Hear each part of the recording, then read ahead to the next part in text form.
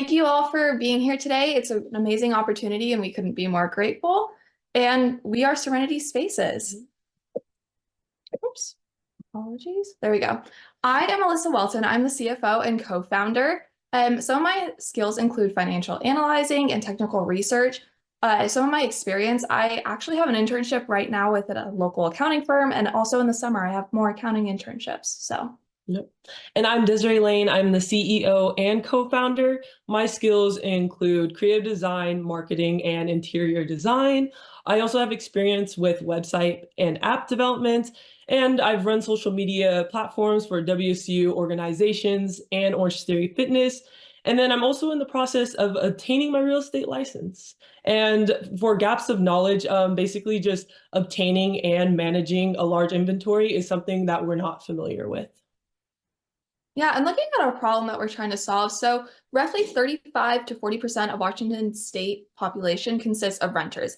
That's a lot of the population.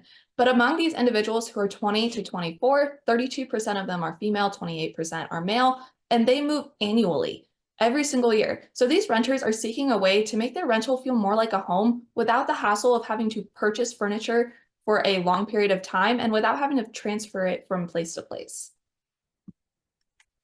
Moving into what Serenity Spaces is all about. Our services are tailored to renters who desire an effortless temporary solution for furnishing the renters to create this home-like atmosphere. We eliminate the challenges of furniture transportation and assembly, handling both the setup process and packing up process when you're ready to move on.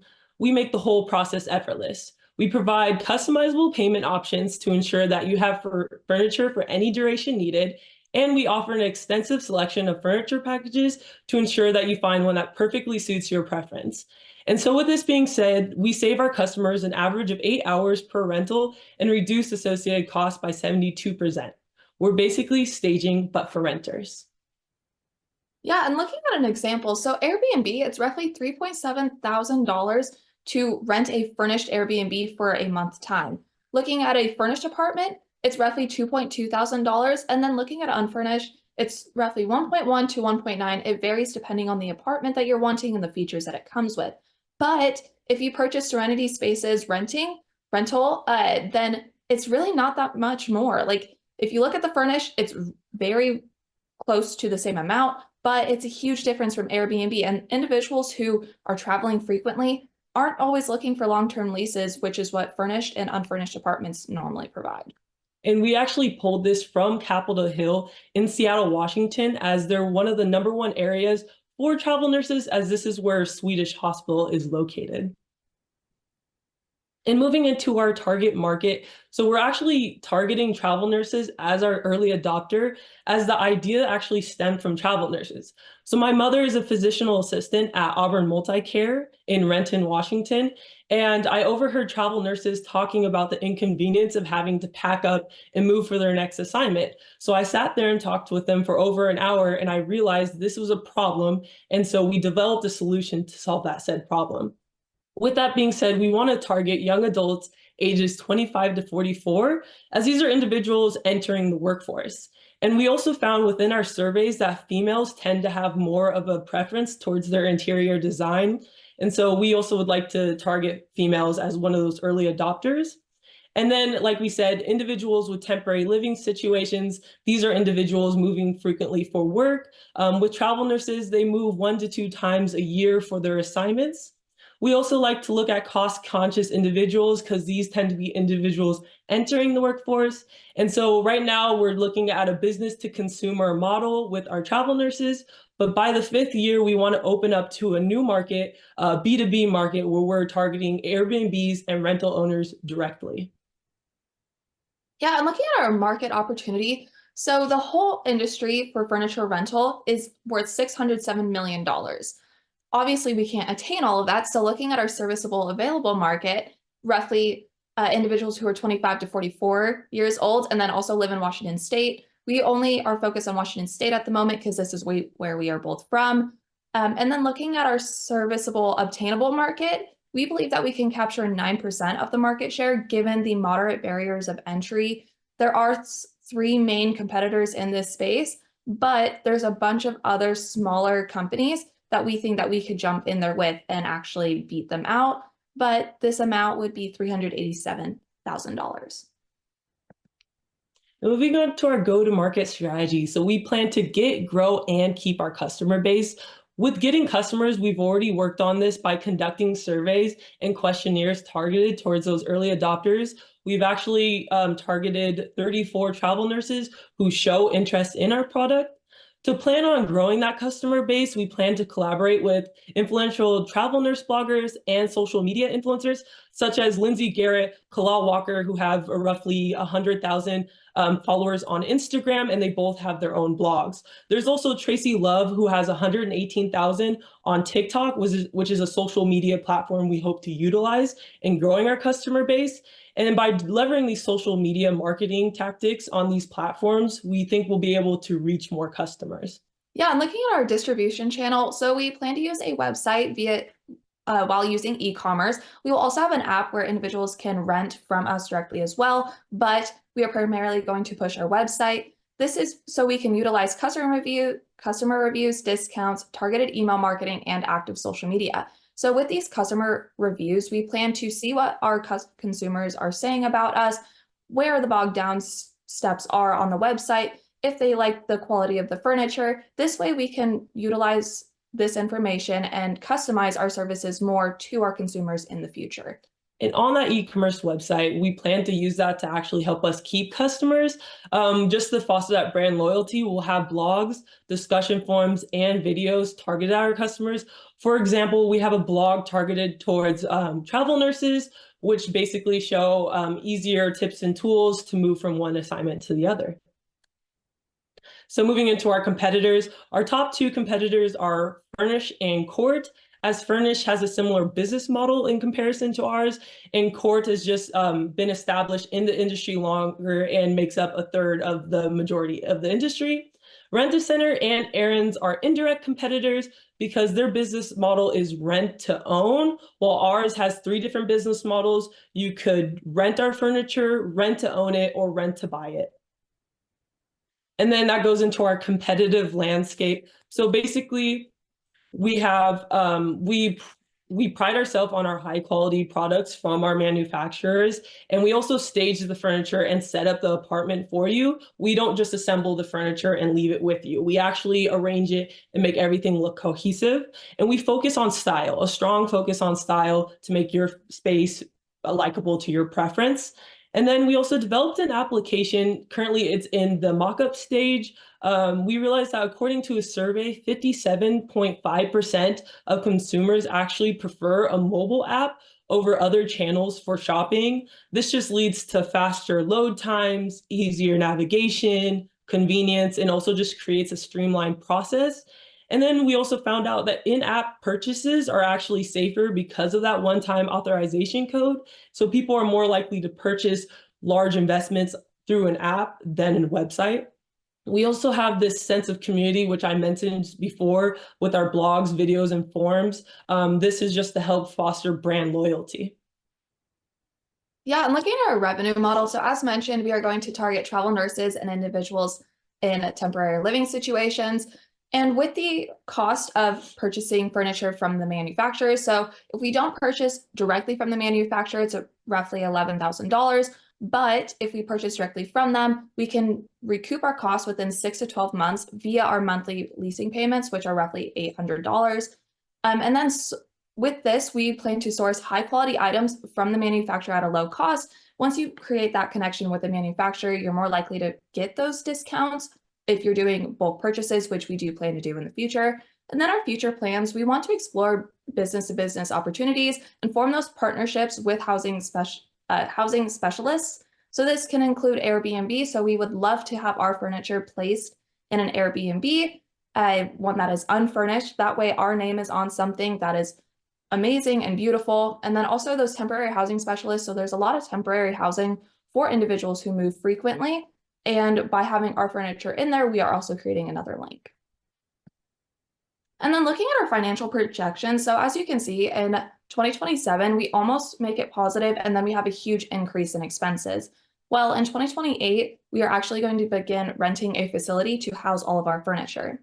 And then looking at revenues, It's actually doubling every single year. This is based off of our first year estimating 12 months 5 minutes remaining. uh, with having 12 months being rented, and then in the first year, and then in the fifth year, we actually are estimating 96 months. So we are estimating 6-month lease times, so 2 customers in that first year. And then in 2027, we're planning for another round of funding, and then hopefully by 2029, we will have at least $1 million in funding. So our funding needs, so we are hoping to obtain a $100,000 loan from a bank. This will help us purchase 6 furniture packages, roughly $11,000 each if we can't get it directly from the manufacturer, and then also cover our operational expenses. And this includes social media marketing as well. With social media, it's very nice to see who's clicking on our post, who's actually following through, who's going to our website and purchasing an item. It makes it very seamless, and we can also make the length of time that our post is on somewhere, such as Instagram, as short as we would like. So this is typically better for individuals who are in our target age range because they use social media all the time and are more likely to click on something from social media than look something up from a billboard or television. Moving into our traction. So on the left, you can actually see our website, and on the right is our app mockup. So the website has a functioning URL. The only thing that has not been incorporated is the shop section, as we want to raise capital and actually have services before we open that. And then on the right is a very rough draft of our app, which we hope to get to developers and actually include in 3 different app stores: Google Store, Android, and iOS. And then also a team of 5 individuals, including myself, worked on developing these websites and apps, and they're still under construction and will be done in 2 weeks, we are estimating. And then also I had the privilege to go to this Founders Live event in Spokane, Washington, where I was presenting with 4 other amazing individuals. I pitched this. 3 minutes remaining. I pitched this idea of Serenity spaces to the crowd. We also had a survey on the screen at the end, and this is kind of how we developed our pricing strategy based on the responses we gained from the survey. I also went to Ignite, Brainstorm, and Brew with Tom Simpson in Spokane, who is an angel investor and entrepreneur. We spoke about my business concept in a room full of investors, programmers, engineers, just a lot of people in the entrepreneurship realm in Spokane. I got a lot of feedback on the business model, and it just helped create more brand awareness within the entrepreneurship community in the Spokane area. Yeah, thank you guys so much for your time. We really appreciated this opportunity to meet with you. Thank you, guys. You can start Q&A now. We are going to have the slides up still for Q&A because we do have some information depending on the questions. Yeah. I do have a quick question on so you said on year 3, year 4, you're going to invest in a large warehouse. What are you going to do in the intermediate time for storage, transporting unused product? Yeah, great question. So before we buy that facility, we plan to house the furniture in our own garages and also sheds. We have a lot of extra space, luckily. So in that meantime, that's what we plan to do. And then we plan to rent shipping containers either from U-Haul or other businesses. So in that way we can ship it. It's a lot cheaper to do it that way than to go through a distributor.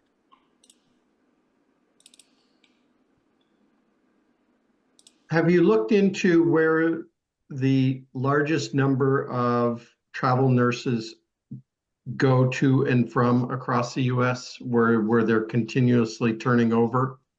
Yes, so majority of these travel nurses are located at Cherry Hill Swedish Hospital in Capitol Hill. And so I actually live 30 minutes from Capitol Hill, and I have 3 aunts and uncles who are travel nurses themselves located in Capitol Hill. Currently, they have 300 travel nurses. This number has dropped from 600 to 300 because of COVID reasoning. However, those numbers are skyrocketing at the moment as we got over quarantine and as we're moving on these next couple of years. So targeting Seattle is where a majority of these travel nurses reside currently.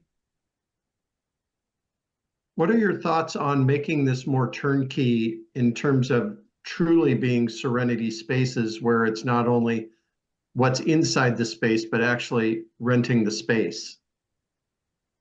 That's a really great question. We have not considered that quite yet just because of the funding amounts. So when we start in our first few years, we're just going to be testing the waters. We're going to keep our main jobs and then have this be a side job. So in those first 3 years, we're planning on it being a side gig. So we haven't considered renting out a whole apartment building and doing that just quite yet. But maybe as we get more funding in 2029 and further after that, we may consider that. But as of now, we have not. Yeah. These couple of years, we just want to be testing stages to make sure that we have a brand that individuals are interested in. And we also want to retain some of our customers first before we decide to grow. But that is something we have considered for future endeavors. What conversations have you had with Swedish or the UW system surrounding possibly underwriting or offsetting some of the costs for the traveling nurses? So great question. I actually have been speaking to travel nurses directly, not Swedish Hospital or the UW Medical. I have talked to the director, the financial director at the Auburn Multicare, talking about if they do partnerships. However, the only thing is there's a lot of legal fees that would go into this case that we would have to have on our side. So this is another thing where we would look into that more into the future as we would have enough funding to have lawyers and things along those lines. But that kind of goes into our B2B model of just working directly with the business itself. So we have considered, yes. Thank you. So some industries like the add-ons are where a lot of the profit is made. Have you considered like that ability to fit out a kitchen or like a back porch or something?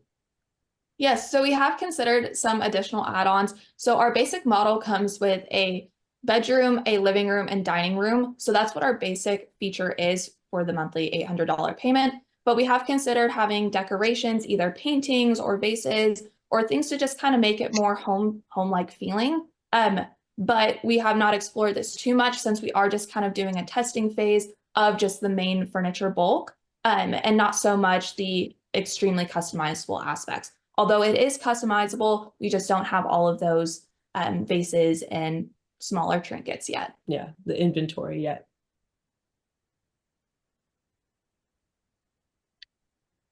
Can you tell us more about where you got that savings of 72% in your value proposition? So if you're costing 800, that would be saying that the average person's spending around 3,200 per month for these kind of things. Yeah, so our sources say, so this would go for a 1 bedroom, a 1 bath apartment. We look at cost on the higher end of things. We're looking at 32,000 for purchasing furniture. And also in our survey, when we reached out to travel nurses, this is the amount that they entered that they usually spend on furnishing. So that's how we got that 72%, is by taking the average of what we conducted from our surveys. Did that answer your question? So they're spending $3,200 a month on furnishing. Oh, not a month. That would be like total of like owning their furnishings. Oh, so this is 800 over the course of a lease. So the $800 is a monthly lease. So they would spend $800 every single month to pay us for renting our furniture, which is still cheaper than if you were to go out and purchase a whole realm of furniture, because when you move frequently, you have to pay for the moving fees and then hope that it doesn't get damaged. So our services help with creating that less expensive option, and then also making it so then they don't have to transport their own furniture everywhere. But yes, the $800 is the monthly payment that they would pay, but we do have a 10% discount depending on if they follow up on our social media ads, and then that would be $720 per month, but it would vary between that depending on if they take those discounts. But yes, it is a monthly leasing revenue model. 3 minutes left.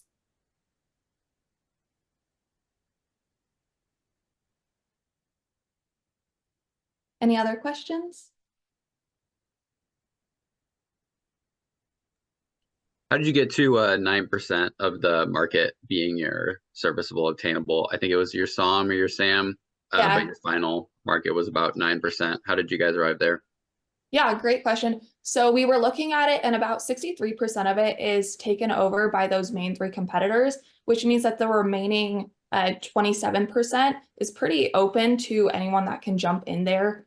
And so we assumed that we could gain at least 9% of it based off of where we're located, and then just the moderate barriers to entry. It shows from the data that we saw from IBIZ that many of these companies are super small businesses, and they can actually capture a decent amount of that portion. So we truly believe that given our model, given what we are trying to give off with our orientation and just what Serenity Spaces brings, we think that we can gain more of that untapped market because our quality is going to be much better than the competitors.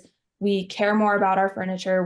We have maintenance services and all of that. So we truly believe that we can gain that much based off of who we are and how our business operates.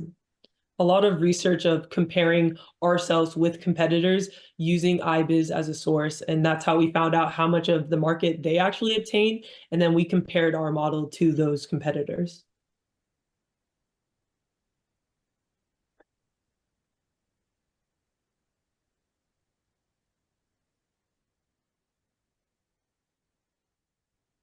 I asked the last group this, so I'll ask it of you as well. As you've gone through this entire process, what one word summarizes the experience? Good. Yeah. For me, I would say mind-boggling with a hyphen in between. It's been a lot of learning, so it's been very exciting. But yeah. My word would be opportunity.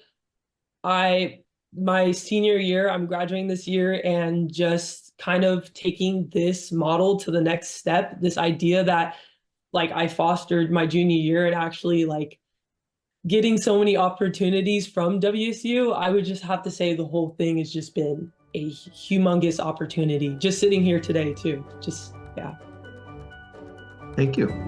Thank you.